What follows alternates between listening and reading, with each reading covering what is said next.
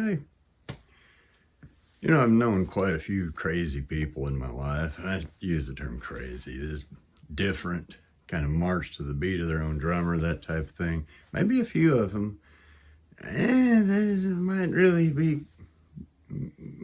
well, needing some help. And there are those, as probably a certain group of people that would refer to me as a crazy person because basically, anybody that doesn't think exactly the same way that you do, well, they obviously must be crazy, right? Well, once upon a time in the whole world, this was a big problem. They called them lunatics. In the early 1800s or so, there's a few thousand of these so-called lunatics running around. And it might be a problem locally a little bit, but, it wasn't that big of a deal. But apparently it became a big deal because by 1845, they passed in London, in Britain, what was known as the Lunacy Act. We got a problem with these so-called lunatics running around, and something's got to be done about it. They passed a specific act. Now, part of this act, those that were detained had no access to the courts, so you couldn't challenge your captivity. It wasn't just England, Great Britain, whatever. These things sprung up all over America, all throughout the 1800s. Really elaborate buildings out in the middle of nowhere. Who's funding all this? You have to keep in mind the population of the world at this time, and in America especially. Where does all this money come from? And history tells us, the sources tell us, well, a little bit from donations, primarily from the churches, a certain one in particular. Well, like I say, early 1800s, you had a few thousand of these. After this Lunacy Act passed, you had over 100,000 people detained in Britain, and by 1904, America had 150,000 committed lunatics. Well, they sent them to these places called asylums. Like I said, elaborate buildings out in the middle of nowhere. There's probably a reason for that. Now, a lot of these buildings had tunnel systems under them, and a lot of them were accessible to the railroad. That's interesting to me as well. Well, what happened to these people after they got committed to the asylum? Well, clearly they need to be committed to get the proper, therapy, treatment. Well, let's look at some of these therapies. I got me a little list up here.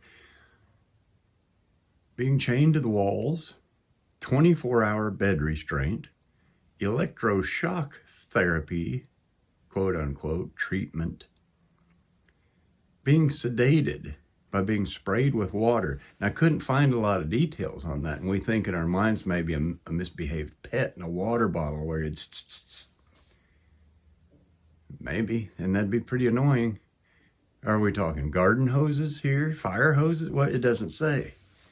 I'm sure that's pretty therapeutic. Using them as exhibits for public entertainment. Ice baths. Forced drugging and isolation. And those are just the ones on the list. All those things sound pretty therapeutic. If you got mental problems, surely those things are kind of going to bring you back around. Did you ever get out? Did you ever get your freedom back?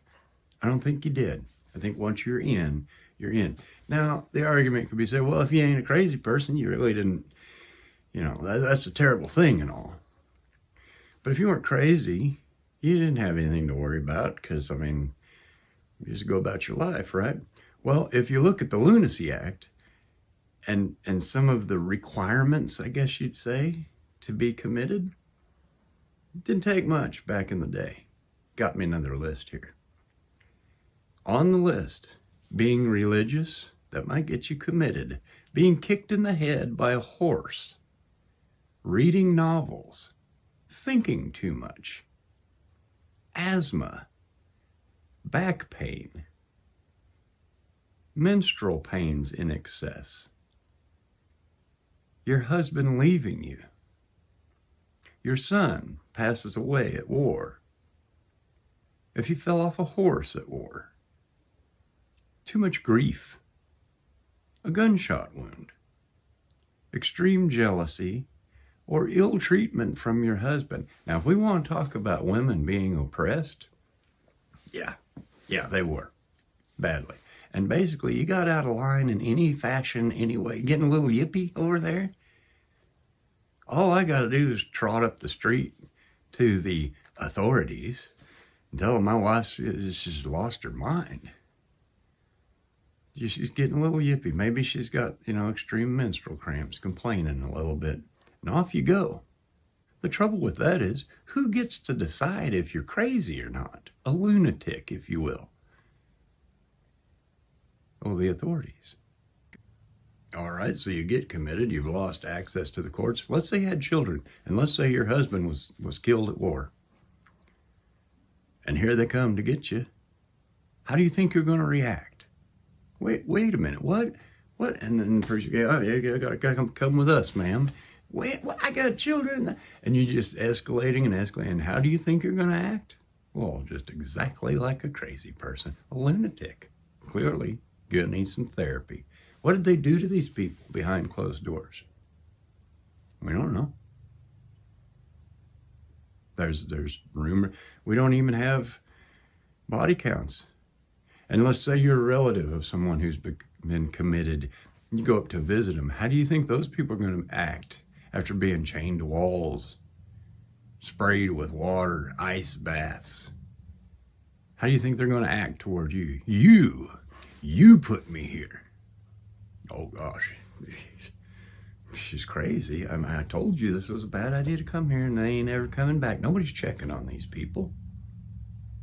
All through the 1800s, these places popped up, these asylums popped up all over the place. Here's a list of just the ones that popped up in America, probably an abbreviated list. So what happened to your children if you were taken away and committed? Well, they had infant asylums, orphan asylums, just as well. 1,600 of them in the U.S. alone. Once again, far out buildings. Easy access to railroad, tunnels underground. We don't know. It's a mystery. You could buy an orphan through the mail. There were orphan trains that ran across the nation in the 1800s. What do you get for this kid? Labor, or anything else your devious heart might desire. Kids wearing postal stamps to be sent on the train because they were orphans. Hundreds of thousands of children. And some of them came from Britain. So, we got to shuffle them around. We got too many here. There's too many. And oddly enough, 1930s, 1940s, I guess everybody got cured because a lot of these asylums started shutting down.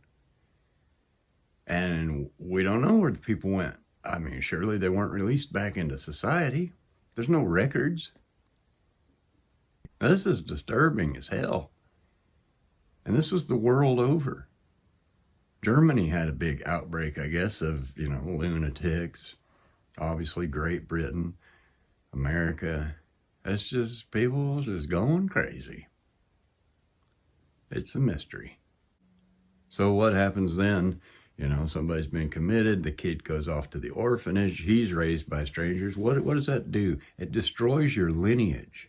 You have no history now. You've been properly educated by a certain group. Maybe you're not allowed to mention where you were from before.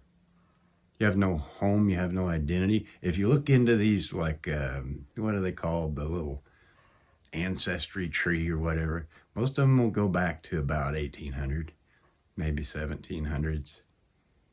And then there's a break. Why? Because they destroyed your lineage. You had no idea. You might not even remember who your parents were. Maybe they changed your name. Same thing happened with Native Americans, Indians, so-called. The world over.